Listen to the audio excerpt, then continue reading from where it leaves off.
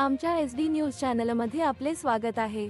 तळा येथून 19 वर्षीय तरुणी बेपत्ता। तळा शहरातील भोईराळी येथील पूजा बबन जाधव ही 19 वर्षीय तरुणी 12 जानेवारी रोजी बेपत्ता झाल्याची घटना घडली आहे।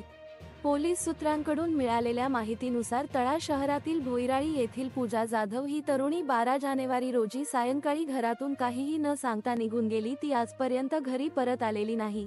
सदर तरुणीची उंची 5 फूट, चेहरा उभट असून रंग गोरा आहे, अशा वर्णनाची आहे। या वर्णनाची तरुणी आढळल्यास तळा पोलीस ठाण्याशी संपर्क साधावा।